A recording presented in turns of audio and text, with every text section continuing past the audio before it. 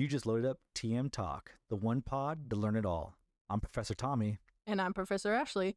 Whether you're new to the Pokemon TCG or a seasoned trainer, we're here to help you level up your play, master the rulings, and grow your community one episode at a time.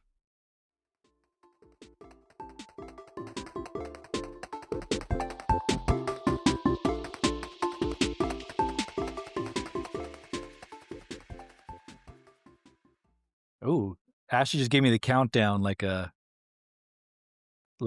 pro here, so I feel really professional right now. But hey, welcome back to another episode of TM Talk. I am once again Professor Tommy, and I am joined once again with Professor Ashley. We're going to talk about Las Vegas regionals. We're going to talk about what happened during this exciting weekend of Pokemon. I'll give you my firsthand account because as a good podcast host, I was out there in Vegas giving you my eyes on or boots on the ground, eyes in the sky of what's going on in Vegas. So glad to share with you all my my regional experience there. And we'll also go through our predictions and see who got lucky in Vegas and predicted correctly for the entire regional. But before we do all that, Ashley, I think you have some comments from some of our listeners on our previous episodes. I do. So we actually got a couple on Instagram, and then we had one on YouTube. So I'll read the Instagram ones first. It's from Amy McKay00. They actually commented on 2 different posts of ours. So the first one was happy birthday, Professor Tommy, kick butt this weekend. And then the second one was good luck, Professor Tommy. So you had a little fan out there rooting for you. Yeah, I appreciate that. Thank you for giving me all that luck out there. Really did appreciate that. We'll definitely talk about his experience and his record and all of that jazz here pretty shortly. But before that, I'm going to read the YouTube comment. It is from KDK Business 204.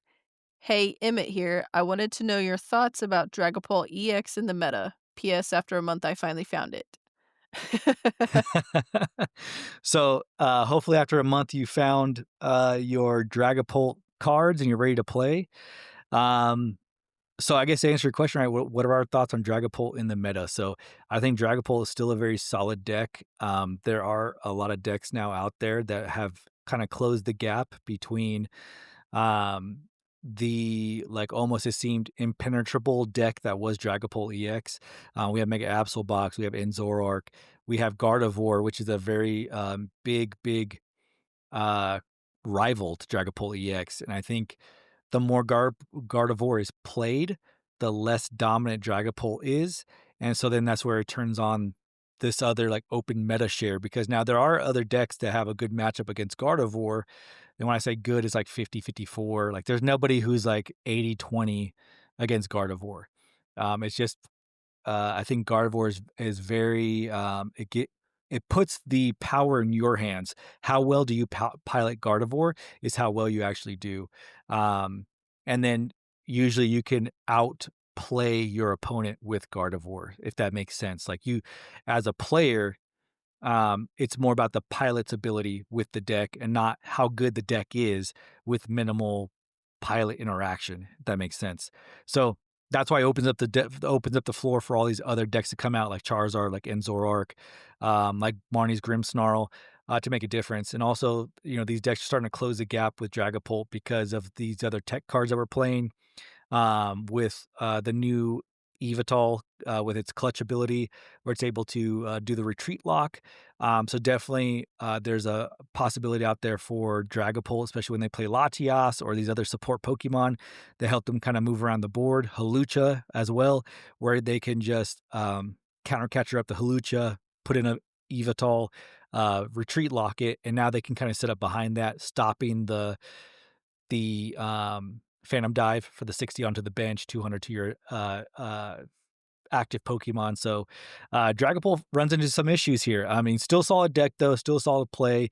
I would just say if you want to play it, if you like it and you want to play it, really understand your lines. What I mean by that is like the way you want to move with your deck, the strategy you want to implement, and what's the fastest way for you to get your victory.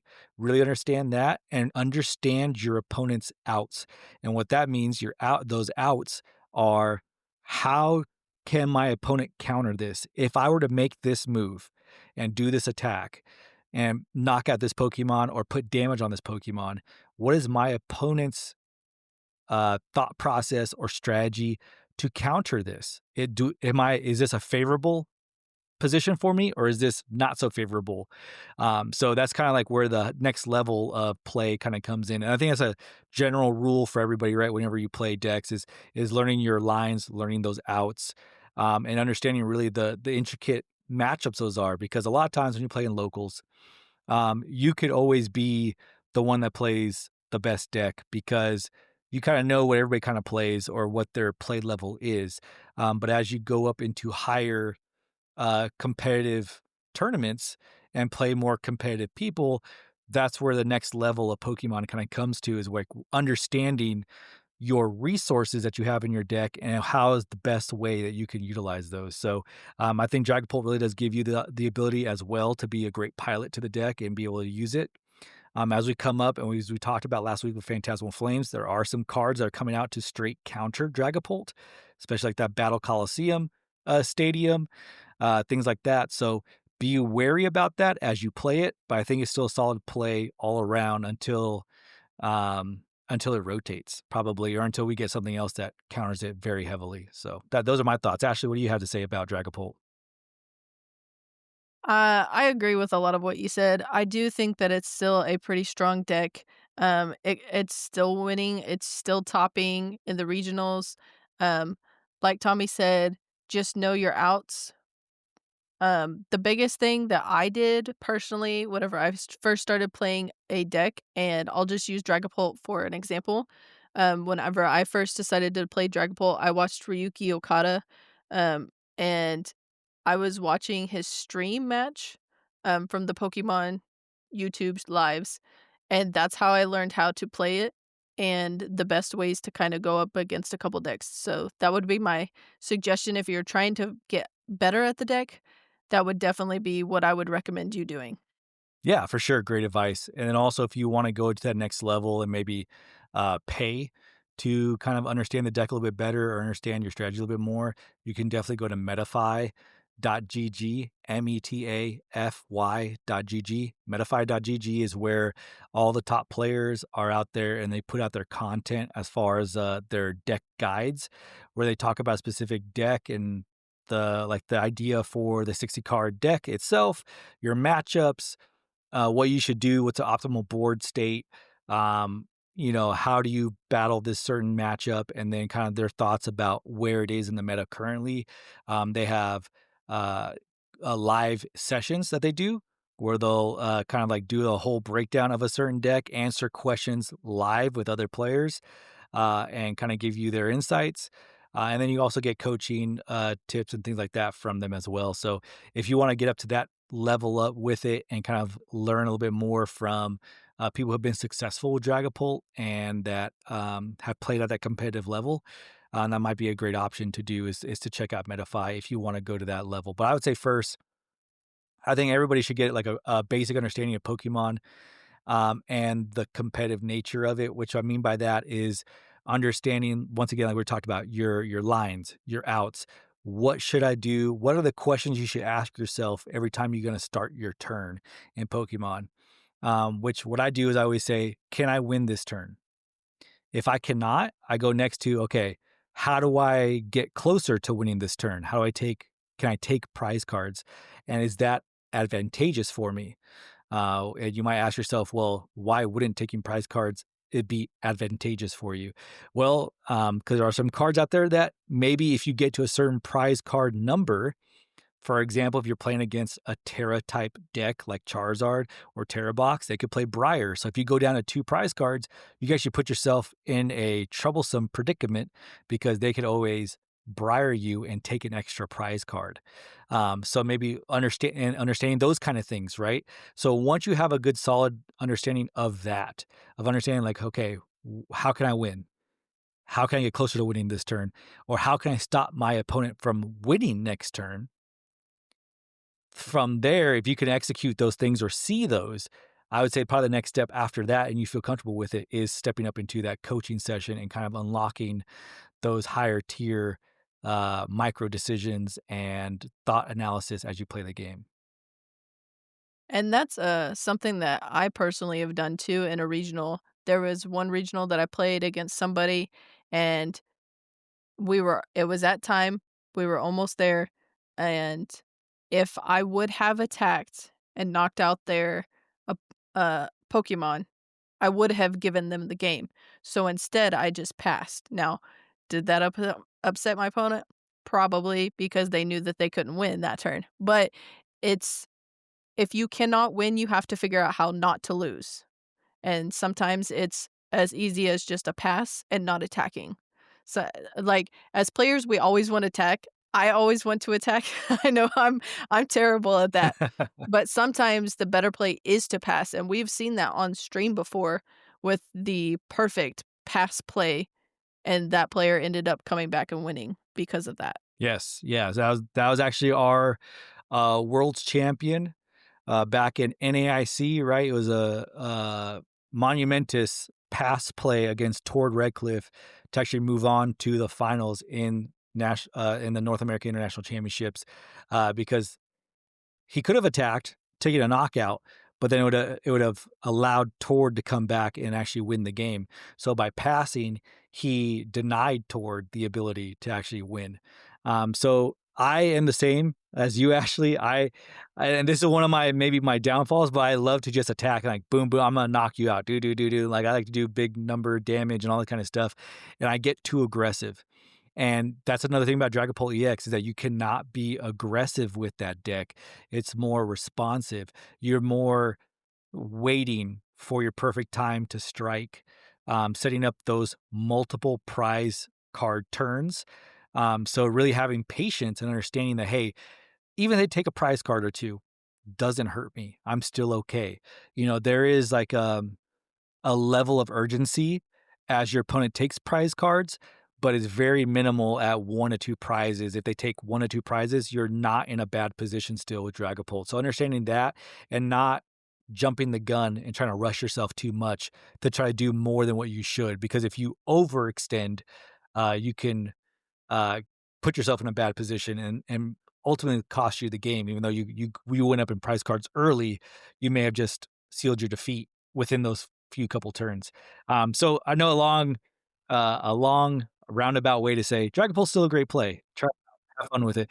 But just giving you that in-depth analysis. If you have any more questions about Dragapult EX specifically, or maybe you want us to do like a deck breakdown of it, we'd love to hear that. So please comment on our episodes. Let us know what you think. If you like to do deck breakdowns of not just Dragapult, but any deck out there, we can give you our analysis of that.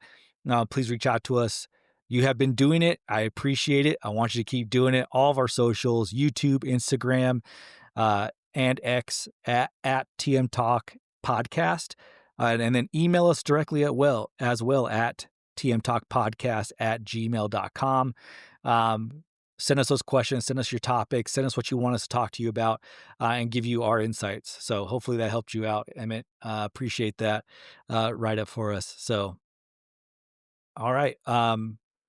Without any further ado, right? Let's jump into our Las Vegas recap.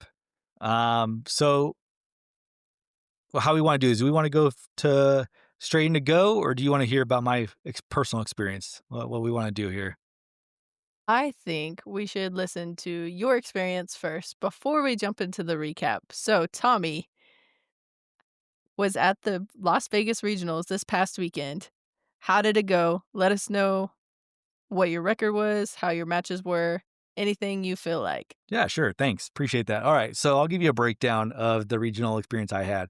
So I know this has been a topic in the past from listeners that they wanted to know, like, how do I get ready for regionals? What's it like when I get there? Things like that. So, um, as you all know, I have been in Las Vegas for about a week. I am lucky enough to have family in a location I was going to go play a regional at. So I didn't have to lock down a hotel or anything like that. It's pretty much I come, I stay at my in laws. I appreciate it very much that they let us stay here, me and my 3 children and my wife, so they definitely have the room, so I appreciate that.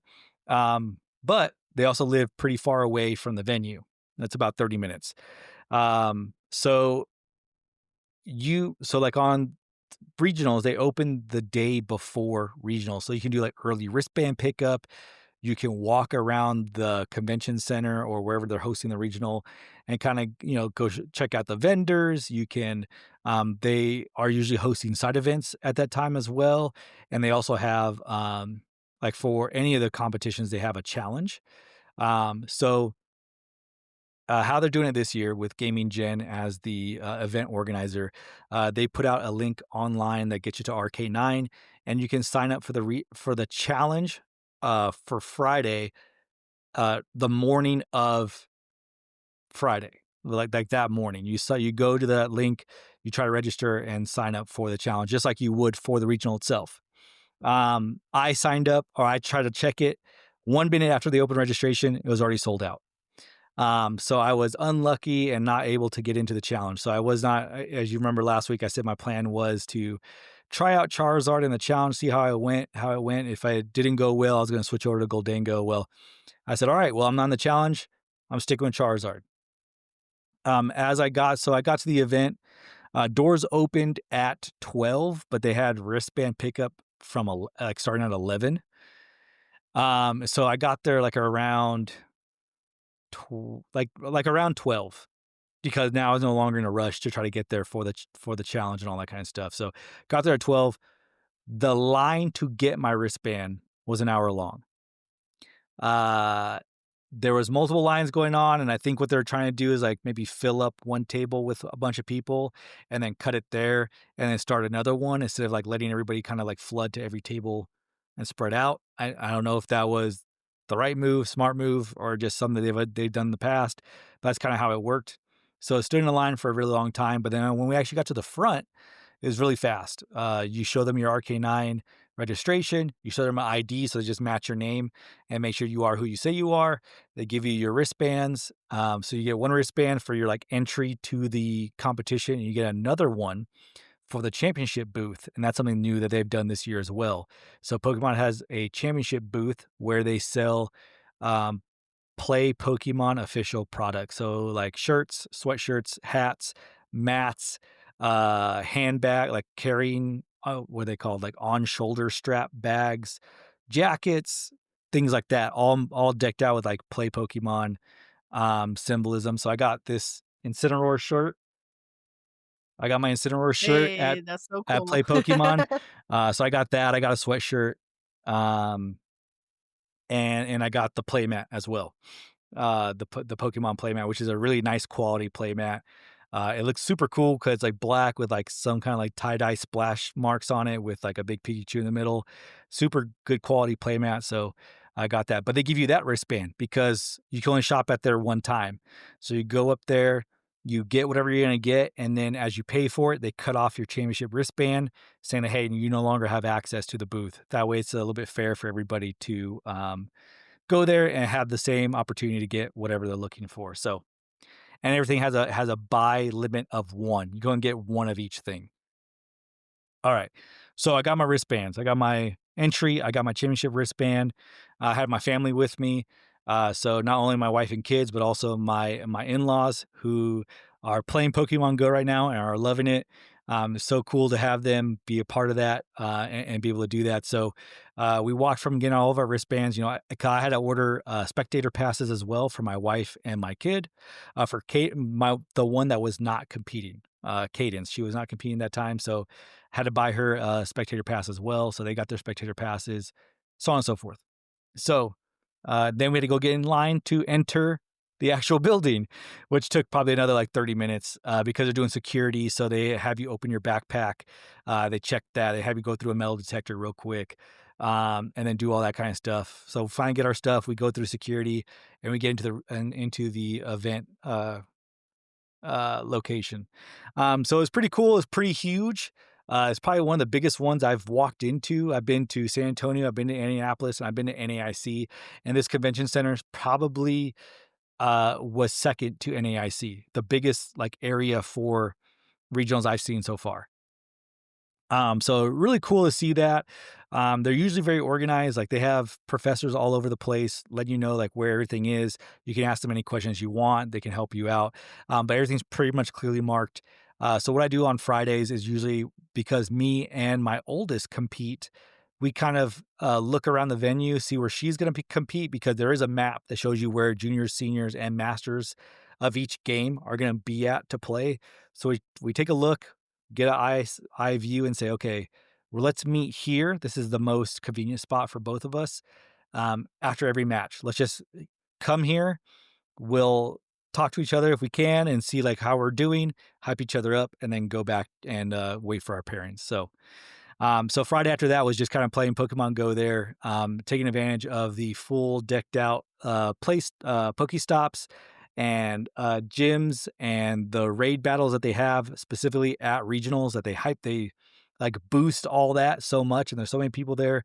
You can get whatever Pokemon you want, so it's pretty awesome. After that, we left, and then of course Saturday night of competition or a day of competition. So competition for Masters always starts really early in the morning. So I had to Uber from where I was uh, staying out with my in-laws to the convention center.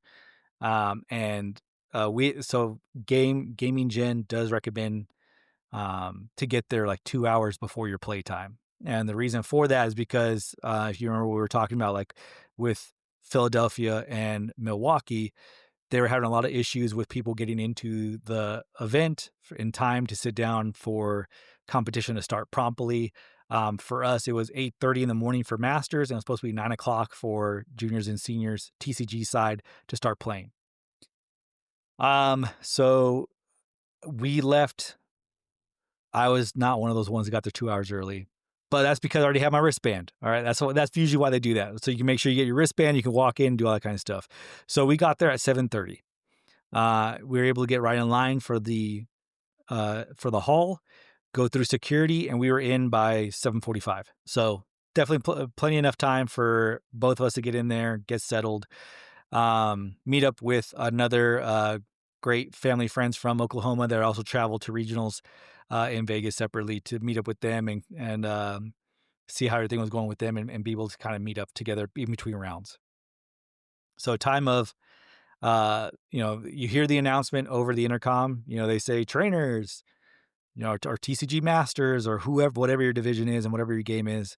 Your round one pairings are online. All your pairings for your tournament you can find on rk9.gg. So when you register for the regionals, you have a player dashboard. You log into that regionals, and it gives you everything you need for the regionals. It'll tell you how to submit your deck list. It'll tell you your pairings. It'll tell you your previous match history, your win and loss record as you move up through the rounds, and all that kind of stuff. So you look on your phone or however you can get to it. If you don't have a phone, even for like for Poke Parents insider information, if your child doesn't have a phone, you can log in, check their pairings, or let's say your child is competing, they get the time, and they're like, okay, the pairings are already up for some reason, right? You can ask any judge there; they'll help you find your pairings as well. So, if your phone dies, best way to find it, and they also do printouts as well. Uh, so round one pairings came. I sit down, getting ready for round one. Had the jitters in my stomach a little bit. I was like, it's the start of a big competition. I'm ready to play. Hopefully, I do. All these different thoughts in my head. We sit down at 8:30. Everybody's starting to sit down, and we get the announcement that they are waiting even longer, or they're delaying the start of the regional to allow the competitors to come through security because there was still a backup at the gate and things like that. So, got to sit there for an extra like probably 20 minutes. We almost started the same time as juniors and seniors did. So, sitting there at your round one table, mat out, shuffling your deck, waiting, like all this kind of stuff. And then hearing that, you're kind of like, okay, like the anticipation is growing, right? You're like, okay, let me just start playing this game. So I was one of the ones that was waiting for an opponent to show up that was probably late for the regionals. So waited. They finally called start, I believe around 8:50, close to 9 o'clock. Start round one. My opponent did not show up. So I'm still like, what's going on? And if you don't know, If you are late to any of your tournaments, what happens first, if you are late, then you have to win your match. You cannot tie, because if you tie, then your opponent wins because they showed up on time. After 5 minutes, that is a game loss. So if you're playing best of one, you wait 5 minutes, your opponent now just won that match because they were there and you were not, right? Um, in a best of three, you wait 10 minutes because it's 5 minutes game match, game loss. 10 minutes is a game loss. So if your opponent is late, you wait 5 minutes, you get a game win. You wait 10 minutes, you win your match. I waited the 10 minutes, and a judge will come by at regionals and stuff like that. And we'll mark the time and let you know, like, mark who's late, at what time and all that kind of stuff. And then finally, after 10 minutes, they'll say, okay, no show. You win. They circle it up and take your match slip for you. At this moment, Gaming Gen was doing for TCG Masters that we were reporting our match results online. So I had to log in and report my match results. So round one, I win. Yay. I'm 1-0. I'm walking away. Didn't get to play though. So I still have not fully got that anxiety out, that nervous feeling of like, okay, I want to start playing my cards. See how I do, things like that. Uh, Round two happens. I get paired up against a Gholdengo player, and I finally get to. So I'm like, cool, my opponent's here. I get to play. um, and then there's a long delay in between rounds as well. So round gets over, you get 50 minutes plus a 10-minute timer for overtime. So it should be about an hour, and then you get like 5-10 minutes, and then the next rounds to start. It was taking a little bit longer because a lot of people were confused about the online match pairing portion of the regionals. So there's a lot of hiccups. They called a lot of people over because they didn't report their results. So they had to call them over to be like, hey, who won, who didn't, whatever. You need to report online, things like that. Clear that up, start round two. I got paired against a Gholdengo player. And we start off, and I start with I believe Duskull in the active. I can only find I get a Buddy Poffin. I start Pidgeot Charmander, or a Pidgey Charmander, attach an energy, pass.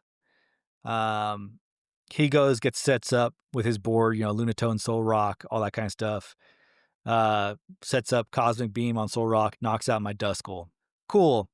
I move up. I'm like, okay, I can make something happen here. And for the next couple turns, I'm just drawing cards. I'm not really playing the game because I am the victim of my top deck, which is not going well for me. So that game one, after he takes a couple more prizes, I go, hey, I can't get anything set up. Let's move on to game two. And that's another great skill to learn, is your time management, right? If it doesn't seem like, if you're in a non-winnable predicament, or you're just like, hey, let me just start over, it's totally fine to concede that first game, to give yourself more time to play the second. So that's what I do. I concede. I go, hey, let's move on to the game two. Game two, I can actually start getting set up.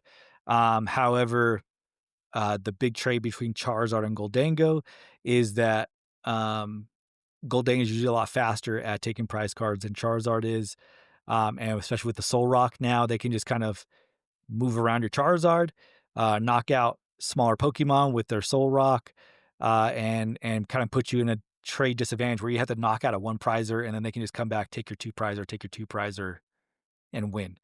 So Charizard's counter to that is playing a single prize attacker, usually your Chi-Yu or Ho-Oh. I opted to play Ho-Oh because I was under the impression that nobody's playing Cornerstone, so nobody's playing Cornerstone in the previous regionals, and Gholdengo is being really big, so I feel like people are going to put Cornerstone back into their decks. So I played Ho-Oh, which is the better Cornerstone counter, but not the better Gholdengo counter. I never had an opportunity to set up Ho-Oh. It takes 3 energies to attack instead of 2, like Chi-Yu.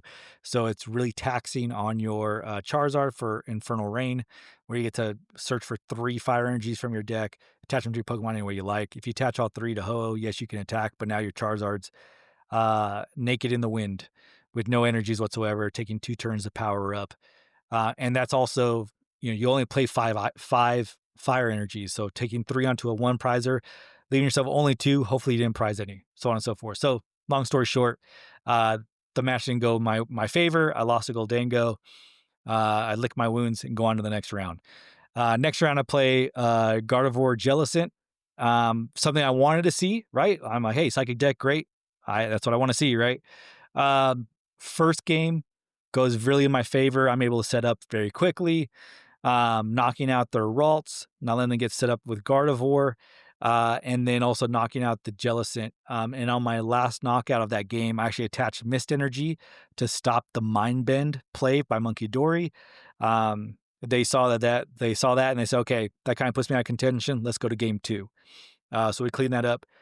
Next game starts, and kind of the same. I get set up like with Tatsugiri, and I have Klefki as well. Um, to stop Adrena Brain shenanigans from Monkey Dory. Uh, but that's pretty much it. I don't get my TM Evo, and then I get item locked by Furlish. And it's probably a good 8 turns of Oceanic Curse or whatever the attack is from Furlish that item locks you. Pass, because all I'm getting is energies. I'm actually drawing almost every energy in my deck off my top card, and then I have no supporters. I can't play items anyway. But I'm just kind of building up a pretty decent sized hand. Finally, they're getting close to knocking out my Tatsugiri. They try to boss something else up to start doing that and not knocking out my Pokemon. But then it comes to the point where they have to do something. So they evolve into Jellicent EX, and that is the moment I'm waiting for, because now Jellicent can only item lock me with their ability. So once they do that and take another knockout, I come up with Charizard. I boss Jellicent out of the way. I get Gardevoir. I'm able to play items now, so I'm Ultra Balling for Pidgeot. I'm doing all this kind of stuff, setting up my board state, and going pretty well. For the last knockout, it was actually I did not get Mist Energy in my hand, so I did do a knockout with Charizard, put me down to two prize cards remaining, and I did not have Mist, so they came up with Monkey Dory, mind betting me to try to buy a turn. I had Boss in hand, and they had Pheasantipity on the bench, and I said, okay, this one's for the views. I got to do this. So I boss Fez. I did not have a jet left in my, it was both jets were in the discard. So I couldn't jet and retreat, all that kind of fun stuff. I said, all right, I'm leaving up to the dice, because as you're confused, if you announce an attack, you have to roll a dice. If heads, your attack goes through. If tails, you do 30 damage to yourself. So I said, whatever, I have nothing to lose here. Boss up Fez, I roll a dice, it comes up heads. I knock them out for the last 2 prize cards, and I go on my merry way, feeling very excited. They did not enjoy that too much from me, but hey, it was cool. It was a cool way to win. Uh, That definitely feels good when you win that way. yeah, for sure, for sure. Uh, so now I'm sitting at 2-1. Move on to my next opponent, which was another Gholdengo matchup. I tried to learn from my mistakes from my previous Gholdengo matchup and say, hey, hopefully I get set up. I'm able to come back. I win the first game. We play a second game. I start off with my worst start, which is Ho-Oh. I don't want to start with Ho-Oh against Gholdengo, especially because they can just knock, 2 hits, they knock it out with Soul Rock, or it's very susceptible to get knocked out, and then now I have to waste a Super Rod to get it back. So I could never get Ho-Oh set up the next 2 games to offset their prize mapping. I lose those next 2 games, and then I move on, right? So now I'm sitting 2-2. I move on, and I'm going to start now. I'm 2-2. I'm like, okay, I got to win out. I can do this. And I sit down, and I'm ready for whatever comes at me. Played against an awesome competitor that I met from LA.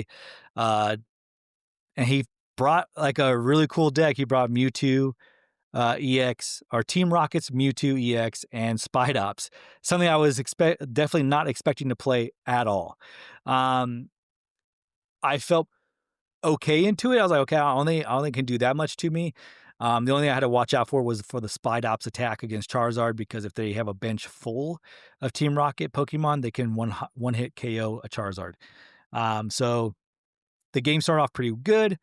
I knocked out a Spidops. I was able to knock out a Tarantula with Dusclops because it's only 50. So knock that out, knock out a Spidops. I take 2 prize cards.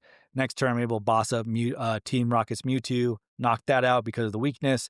Take another 2 prize cards. I feel like I'm sitting great. But then he loads up his bench. Archer, what's it called? Team Rocket's Archer, I think. It's kind of like an Iono, but you draw 2, or I draw 3, and he gets to draw 5. We both shuffle our hands into our deck, so on and so forth. After that point, he was able to knock out my Charizard, and then I saw a Charmander in play. I didn't have another Charizard. My other Charizard was prized, so I had to quick search for Super Rod, put Charizard back, but I had no way to get Charizard into my hand. So that was my quick search play. He was able to boss up my Charmeleon, knock that out. Now I have no attackers on the board. So I'm trying to power up Pidgeot to try to start taking out some prizes. And it just didn't go my way. He was able to come back and win that first game. So we played game 2. It goes almost the same way, but I do take the victory on that one. And then we run out of time and we tie. So now I'm sitting at 2-2-1.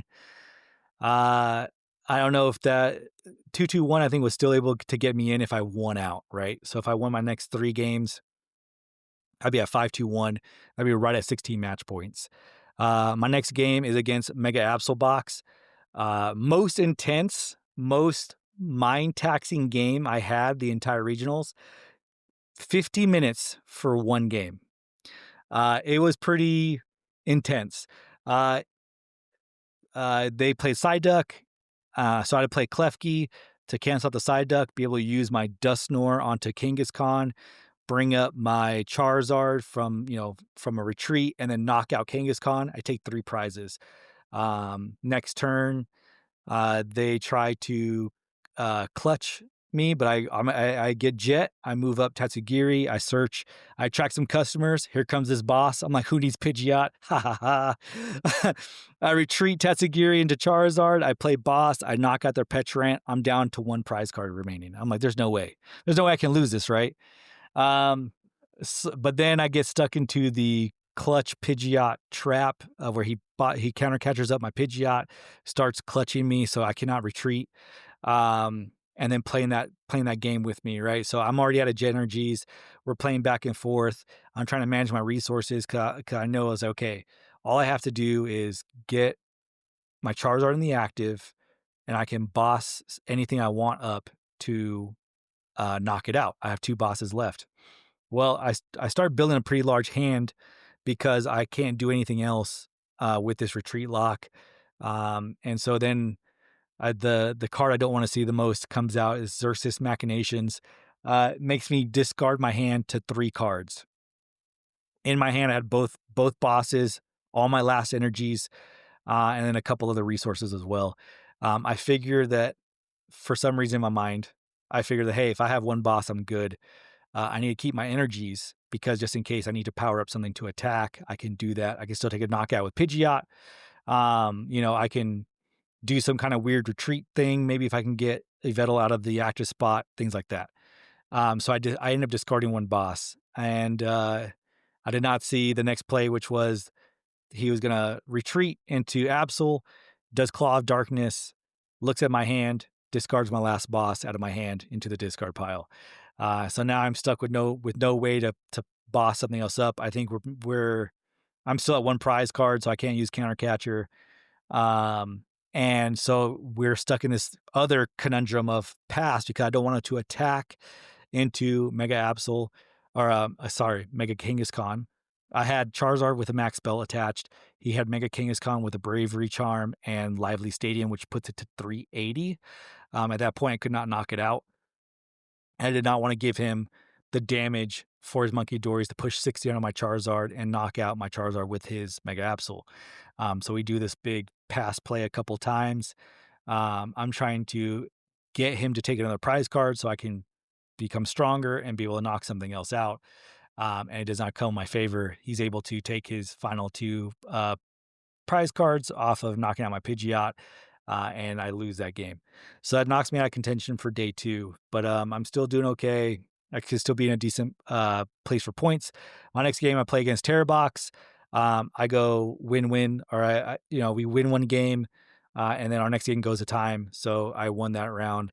And then finally, I play against Cerulege, and I will once again give the big shout out to Ashley for helping me practice against Cerulege. It did help me out in this match because that first game, I was able to do the Briar play and take the reprise cards and secure that first game. Second game though, he was able to do the same thing to me. I pretty much I had this. I was at this point where I was like, I need to take prize cards to stay in the match. But if I take these prize cards, I drop down the 2. I give him the ability to do the Briar play. So I Iono, I knock out. He only has three cards in hand, and I'm like, if he gets it, he gets it. But maybe he doesn't get Briar, and I'm in this game.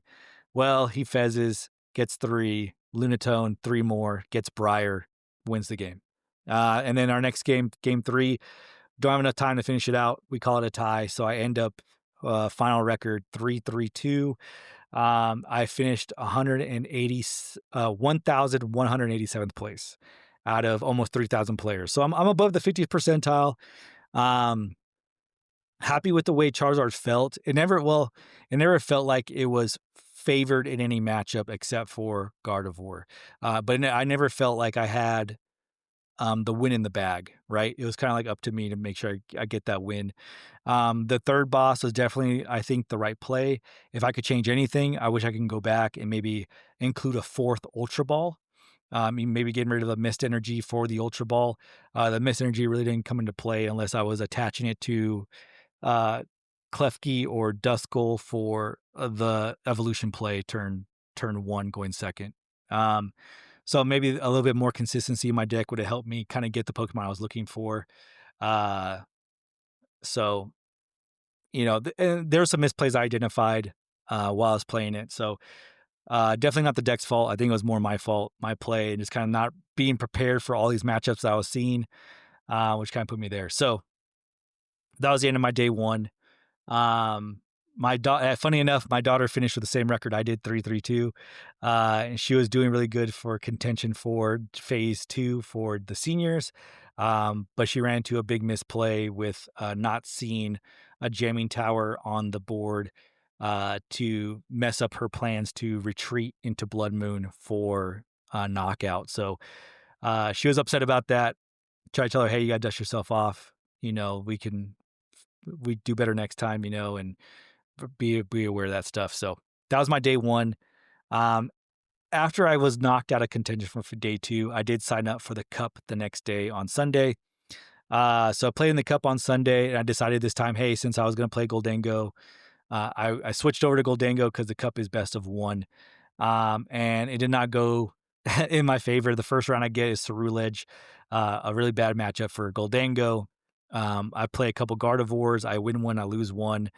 I played a mirror match, which, not any fault of his own, but he kind of saw what I was playing beforehand, so he kind of had a leg up on knowledge about what I was playing to know what he should do and things like that. So he got off on a better foot than I did for that matchup.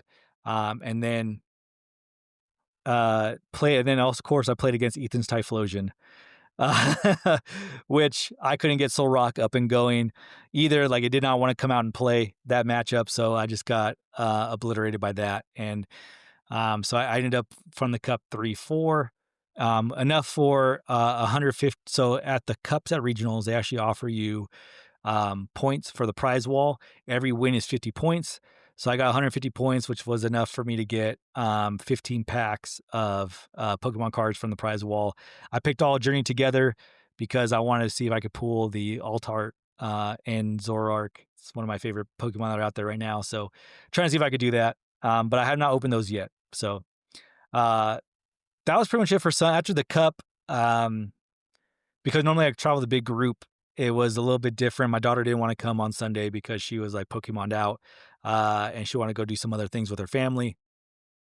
So I kind of, after the Cup, I was kind of walking around. I was a little Pokemoned out at this point, playing 2 full games of Pokemon. Of course, not having to go the way I wanted to or feeling like I could have done better.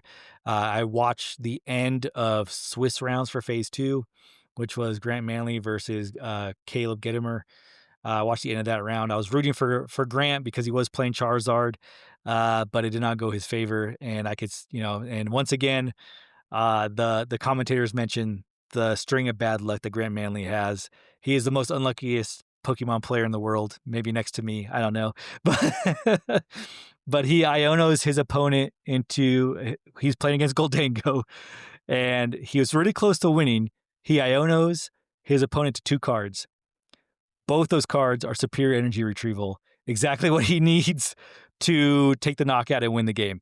So I mean, my hat's off to Grant Manley. I like him as a player. I think he's really good, and I hope whatever he's doing, he needs to like go to a séance, some kind of voodoo doctor or something to help him get this bad luck off his back. Whatever he did, but that was my regional experience. All in all, had a good time. It was fun. I do believe next time that I want to go with a group again, have some fun together, be there for each other and stuff like that. So, but yeah, that's pretty much all I had. So, I'm glad that you had fun, and just so you know that me and I know all of our locals and all of our listeners were very proud of you and your daughter for doing so well. Even if you didn't do as well as you'd hoped, you still got some wins in, you still did great, and I'm proud of you, so I hope you know that. oh, I appreciate that. Thank you so much. Yeah, it was cool to get everybody's messages of support and stuff. 'Cause I was keeping everybody up to date through Messenger and things like that. So, I really did appreciate that. That stuff did kind of help me out, and try to like I always try to like forget the last game. Like I'm gonna forget this. Like don't worry about it. Focus one game at a time. Easier said than done at some points, but no, it was definitely appreciated. So thank you for all that.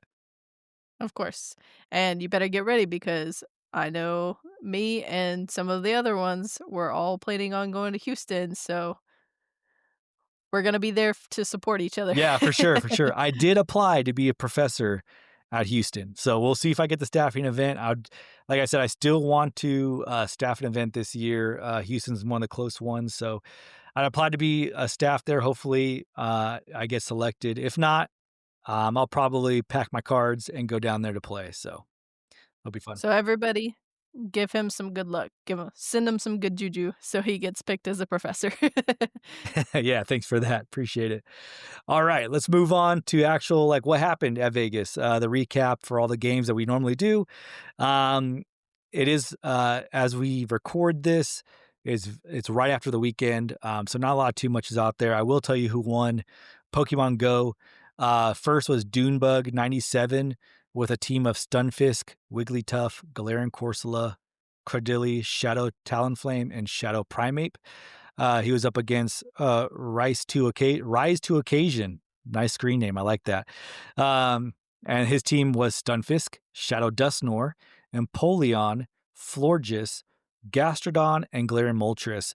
So the things I was keeping up with on X with Go was that it was a very wide meta for Pokemon Go, surprisingly enough. I think there was 16 new Pokemon in the most used Pokemon or the meta for Pokemon Go. So interesting to see as you look at these two teams, a lot of Pokemon that we have not talked about, Wigglytuff, Shadow Primeape out there as well, Shadow Dusknoir, Empoleon, Florges, Gastrodon.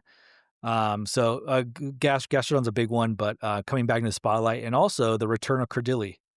So someone went back to Cradily, Galarian Corsola, did well for them. It was Dunebug 97. So congratulations to Dunebug. I believe he came from the losers bracket, reset the bracket, and ultimately won, becoming the Vegas regional. So congratulations to Dunebug on that one.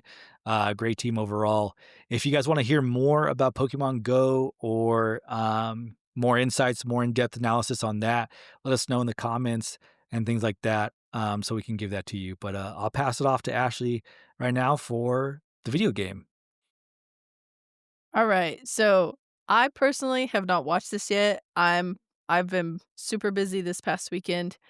So I didn't get to watch a whole lot of the regionals, but I did hear that the VG final was crazy and I heard a lot of hype about it. So if you want to go see a really cool game, definitely go check out the final of VG. But in first place, it was Dylan Salvanera with Ursaluna. Incineroar, Amoonguss, Porygon 2, Gholdengo, and Kilowattrel, which is a pretty good team. And then in second place, we had Zachary Weed, which he had Sneasler, King Gambit, Incineroar, Basculegion, Rillaboom, and Alolan Ninetales. So congratulations to you guys. I'm super excited to go watch it, especially after hearing so the hype from it. I don't know what happened on stream, but something happened, and it's probably gonna be something kinda like it was at NAIC whenever I got to watch it live, so I'm definitely gonna go back and watch it. Yeah, for sure. It sounds really awesome. Hopefully, it's a good matchup to watch. I'm sure it is. Same thing with Pokemon Go. I want to go ahead and take a look back at that. 'Cause I know it's very exciting as well from that matchup, from what I've heard and what I've read. So, on to what we all know and love, TCG, right? And man, it was from what I heard, is very exciting finals. I sadly can't watch it live. I have watched some clips though of it back. Definitely one of these matches that when they put it out there on Play Pokemon on the YouTube channel, I'm definitely gonna go back and watch it because it's always a pleasure to watch Tord play because you can learn so much from watching him play, and then also just the I don't know, just like the mental gymnastics that he does in his games to eke out these wins. Tord actually went undefeated at this regional. So to give away, so to give away what we're about to say about the conclusion of this is that, uh, like I said, Tord went undefeated at 16-0-2. He did not lose a match. And ends up playing against Liam Halliburton in the finals, who is playing Enzorark once again. And they go up against each other. So now Tord has a cornerstone in this Mega Absol box that he is playing. It is, from what I saw, very similar to his Milwaukee deck list, showing once again the dominance that this deck can have in the right hands. And it's a very high level deck for people to play. Like there's a lot of thinking going on.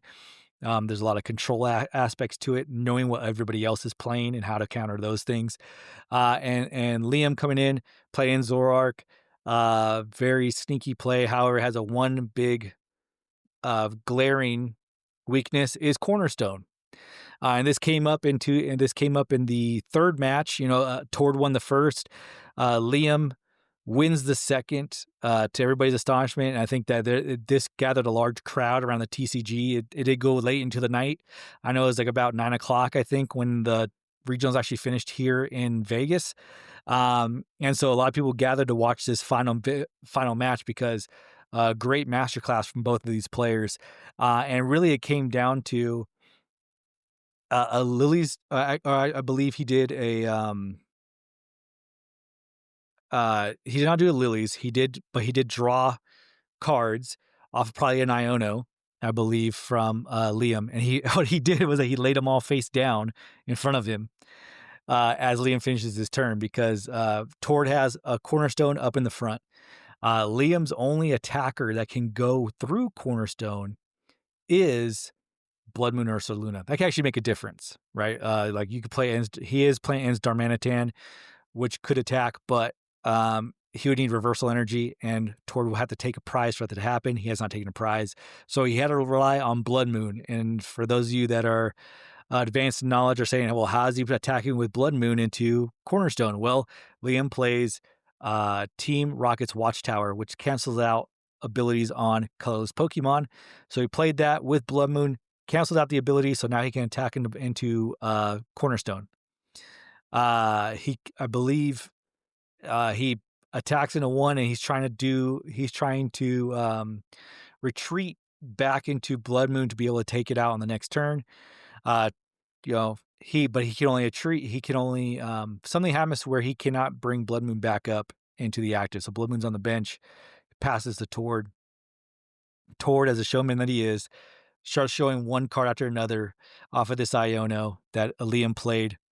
And the last card he flips over, every card is, like Iono's Lively Stadium, all these other things. The last card he flips over is Pokegear. Plays Pokegear. All he really needs is a boss to win. Plays Pokegear. lays down the 7 cards face down in front of him, starts flipping one by one. I think like the 5th or 6th card is Boss's Order, is the exact card he needs to boss up the Blood Moon, knock it out, and essentially taking out the only attacker that Liam has against Cornerstone, where Liam has another choice but to concede. And Tord is our Las Vegas Regionals champion. So congratulations to Tord Redcliffe on that. Just showing once again why he's one of the best, if not the best, Pokemon player there is today out there. So congratulations to him. Congratulations to Liam. Congratulations to everybody who competed in the Las Vegas Regionals Championship this weekend. So uh, awesome stuff there. As we review the top 16 here, um, nothing really sticks out to me as anything wild, right? Like all this, all the same players we're going to see. We see Dragapult, Dusknoir, we see Charizard, Gardevoir, Mega Absol, Gholdengo. There's actually a Joltik box in here in the top 16 as well. So great job on that. And some Gardevoir Jellicent as well. And once again, Liam is the sole and Zoroark in the top 16 at second place. So uh, great job by there. Tons of top players came out at this regionals. So uh, awesome competition all throughout. Great matches to watch on stream. But let's jump into our predictions, right, Ashley? So before we do that, what are your thoughts on the top 16? What are your thoughts on the regional overall for TCG? I think the top 16 was pretty well, uh, like, it was pretty even, I feel like, across the board. It was interesting to see a Joltik box make top 8. I feel like we haven't seen that in a while, so it was kinda cool to see that up there. Um, but if we go down kind of just a little bit lower, just going to, like, the top 32, there's a lot of Gardevoir Jellicents. So, that one was definitely played a lot. But there is in 33 and 33rd place, it looks like a Pidgeot control, and we haven't really seen a whole lot of that control in a while, so that was kinda interesting to see. Yeah. But for the most part, No, go ahead. it was pretty cool. Yeah, and I agree with you, right? I talked to a lot of players at regionals. Funny enough, in round one, the person next to me, as I was waiting for my opponent, he was also waiting for his. He's like, "Hey, I'm playing Pidgeot Control," and he has his all his notes about like his one ofs that he's like remembered. I'm like, that's insane because of how open the meta is very difficult to play a control style deck like pure control, Mhm, especially Pidgeot control, because you have to know every 60 cards that are standing in front of you, like what that deck does, what's their outs, what's their lines, and things like that. So you could be able to stop it, directly counter that with the cards that you play. So it is a wide open meta for that control deck to work. I mean, if you get lucky and play the top meta decks that are very popular, so that you probably have played with them before or understand how they work, you could probably do pretty well. But it is very difficult. I call it doing trigonometry in your head as you're playing a Pokemon game. So funny enough, the guy next to me as he's playing Pidgeot Control, I'm laughing, go, hey, my hat's off to you for being able to do that mental gymnastics for 9 rounds. And he goes, I brought my ibuprofen, I'm ready to go. So I'm like, good man, good. Yeah, once again, right? Big gymnastics on that Pidgeot Control. So being able to get all the way up to 33rd, very impressive. As I go through here, uh, the one thing I am noticing is the lack of Grimmsnarl in the top 32, which I thought it would do a little bit better. We do have a couple in Zoroark, and then a Ceruledge down at like 51st place. Um, but besides that, nothing else really off about this. The highest placing Charizard with 15th place. And this Charizard was the Dusknoir less package. So playing the Monkey Dory with the side duck in there to stop a Dusknoir plays, and also playing Hero's Cape. So being able to sustain yourself, make your Charizard EX 430, or put it on your Pheasantipity, put it on your Pidgeot, just to secure those Pokemon, so that way it's not an easy knockout for your opponent. And also play an Eerie in their deck list as well. So, pretty cool inclusion there. Decided not to play Briar, but instead play the Eerie. So interesting deck lists all throughout. I did hear a lot of talk about how Dusknoir-less Charizard might have been the better play to be able to do those kind of. It makes room for other cards that you can bring in, more consistency cards, and things like that. So interesting to see that. So cool to see that all overall. All right. Any other decks you want to talk about, Ashley? On I think we're pretty good. I'm ready to, jump into our professor predictions. How about you? Yeah, let's do it. Let's see who came out on top here. Alright. So, if you have not if you did not listen to last week's episode, we had 7 questions where me and Tommy chose answers, and then we kinda did the over/under, so if, let's say, Tommy picked 3, it would go over, if I picked 2, it'd go under, and if it was not one of those, that person will win. Okay, so for the first question, it was how many mirror matches will Tommy hit? And we did this a little different because he still wasn't sure if he was going to play Charizard or Gholdengo at the time. He did end up playing Charizard, so Tommy's guess was 1, my guess was 2, and his actual mirror match was Tommy. Big fat goose egg. Zero. Zero Charizards. So because it was 0, Tommy actually took that. So moving on to the next question, we had what 2 decks do we think that we will see in the final? This was pretty interesting. So Tommy picked Gardevoir versus Dragapult, and I picked Charizard versus Absolbox. So because there was an Absolbox versus Inzorrock, I took that one. I feel like I was so close. I was rooting for the Charizard that was in the top 16 and the asymmetrical top, and I was like, "Yes, come on, I could actually make this happen." But unfortunately, Henry Chow beat them. Congrats to Henry, though. But I just thought that was funny. I was sitting there and I was like, "Oh, this Dragapult or this, Charizard could go up all the way, and there's multiple Absol boxes that can make it." So so before we move on though, I don't wanna gloss over this, but you in the mirror match question on the Golden if I did play Gholdengo, I'd have been right on the money with 2 Gholdengos, by the way. So, That I would've been cool. call it on both parts. Well, congratulations, because you would've won that one either way. Alright, so now we move to the next one. The next few questions are just how many of X deck will we see in top 16? So the first one was Gholdengo. Tommy chose 4. I chose 2. The actual was 3, which made us tie because there is no over and under. It's in between what we both chose. Yep, yep.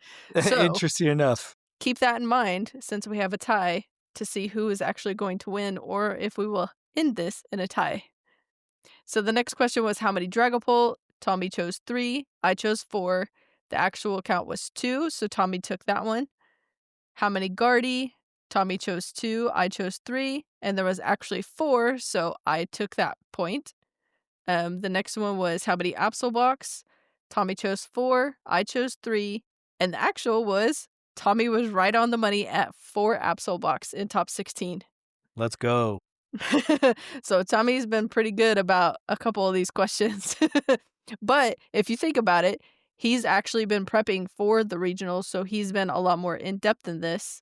So it just goes to show you if you're thinking about things more in depth and if you're prepping and taking the time to learn things, you're probably going to be able to guess this stuff as well. All right, and for our very last question of the day, it was what deck will have the most representation for day 1? So Tommy chose Guardy, I chose Dragapult. The actual one was Gholdengo at 392 players. So because Gholdengo was the top, we went down to the next 2. The second was Dragapult Dusknoir at 343 players, and then Gardevoir at 255 players. So because Dragapult Dusknoir was the higher one. I took the point on that, which made us 3 and 3, and our last question was a tie, so we tied this week again. We were trying so hard. I purposely picked an odd number of questions so we wouldn't tie, and we ended up tying anyway. Oh my goodness. Goes to show how good we are, you know? Yes. That's awesome. No, that's fun. It's like I said, those are always fun to do. Um, I always have a blast kind of thinking about these questions, and it did hit a little closer to home, right, as I was preparing for this regional specifically. So, trying to understand that and look through that. I think all in all, we did really good. Um, I should have, looking back, I should have known Gholdengo was going to be higher than what it was. I just didn't think it was going to be the highest. I should have prepared more for that one. But hey, que sera, sera, right? So, You uh, still did great. I'm proud of you. The listeners are proud of you. So, you did great. Now we can just prep for the next one. exactly, exactly. So, speaking about those next ones, right? There's a couple different events that are happening with Pokemon, and also this weekend as well. There's a special event going on.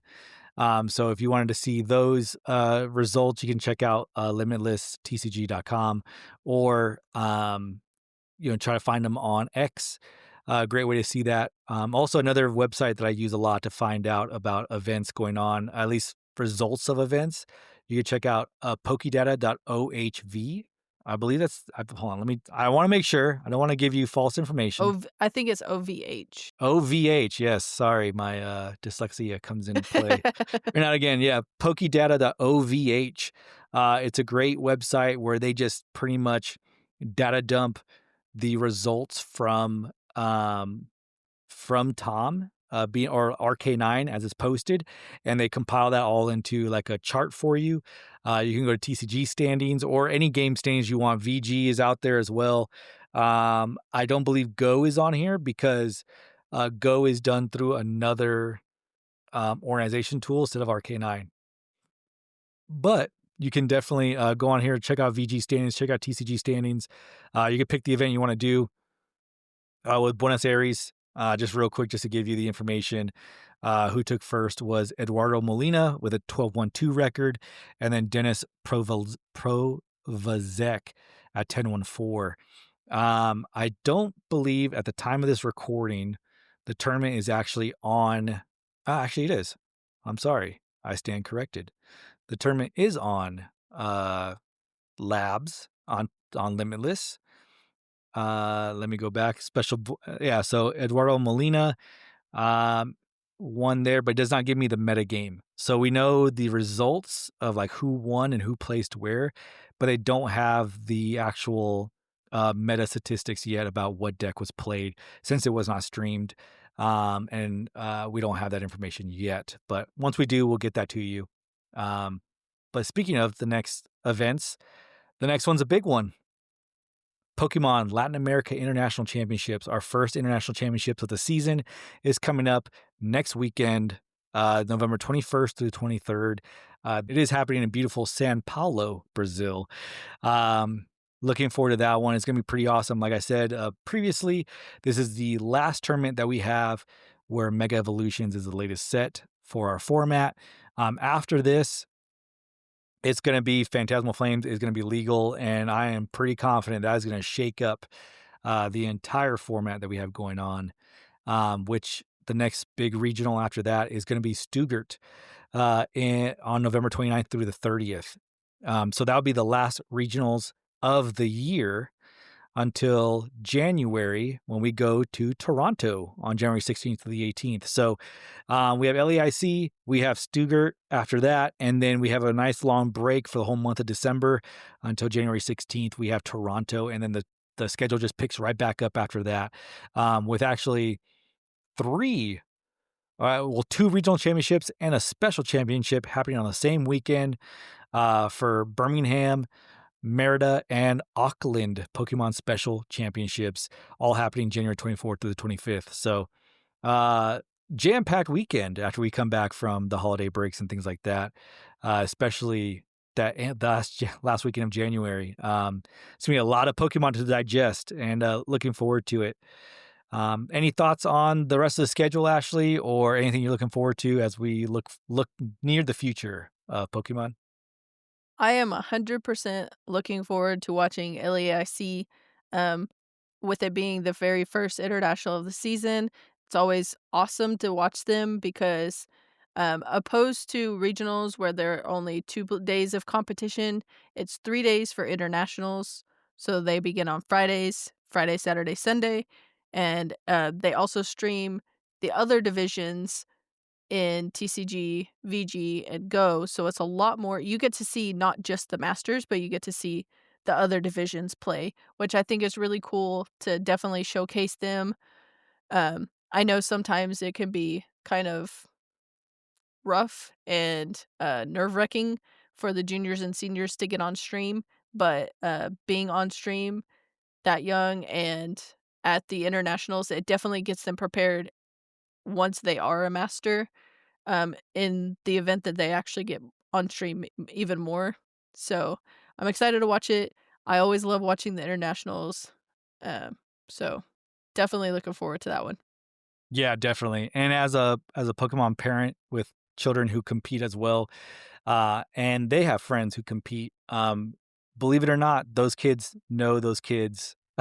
Those kids know the kids from juniors and seniors divisions that are doing really well, that end up on those streams. For big example, I think a lot of people know Kenji and Annabelle from the NAIC finals that happened this past June, brother and sister matchup to determine the winners of the, I believe, senior division, if I'm not mistaken. Maybe no, junior division. Junior division. I'm getting a head nod from Ashley. Yes, junior Yep, division. I'm junior sorry. division. I'm I I'm was taking I a drink of water. yeah, I'm aging them out already. I'm sorry about that. No, but they are from the junior division, but they are known. Actually, our family friends who have a child who competes as well in the senior division was a super excited. He's like, "Oh, I'm super close to Kenji and Annabelle. I can get their autograph." And I was like, "Go for it, dude!" So Dude, that's so awesome. he took his NAIC playmat and had them sign it, and super cute, to see that. And I'm sure Annabelle and Kenji appreciated that for people to know who they are, and he got some other signatures as well. And I mean, and those kids play just as well as the Masters do. I mean, we speaking of which, at the finals of Las Vegas Regionals, a local Oklahoma player actually came in second place of juniors, yeah, the junior division. So congratulations to him on that. Big shout out and great play overall from him there representing Oklahoma. Um, so it's really cool to see those kids get the spotlight for their finals match during NAIC. And I think, yeah, whether it's nervous or not, I think they enjoy it too, to be out there and to show what they got, their skill levels on such a big stage. So congratulations to them for that and looking forward to it. So LAIC should be very exciting. I am ready to start playing some Phantasmal Flames and trying out a lot of these cool decks. We talked about a lot of these cool cards in our last episode. If you missed it, please check it out. It's our Phantasmal Flames set review where we gave you a lot of cards that we thought were going to do really well. So I'm looking forward to starting to try out some decks with Grimsley's move, surprising some people with some dark type stage twos coming out on turn one. Uh, you know, big things coming out. So looking forward to that. So you have any parting words for everybody here, Ashley? Congratulations this weekend. Thank you all for listening to us all the time. Thank you for your comments. We wouldn't we would I think we would definitely still do this even if you guys didn't listen to us because this is fun for us.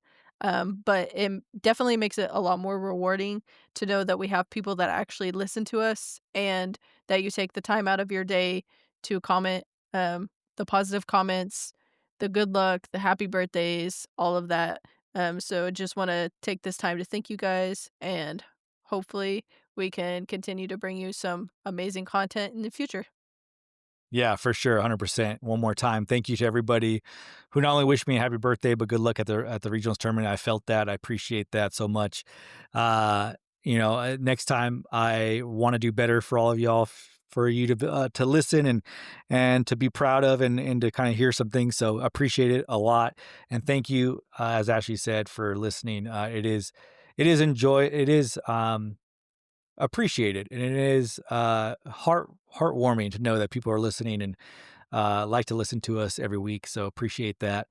Um, so yeah, so pass it on to everybody else you know. Let them know what it is, because even if you're not maybe into Pokemon, but maybe you know somebody who is, or maybe they're curious and want to learn more about it and what it's like. That's definitely what we're going to go for. So hopefully they enjoy our content here, and we're going to be coming out with a lot of different content here in the near future.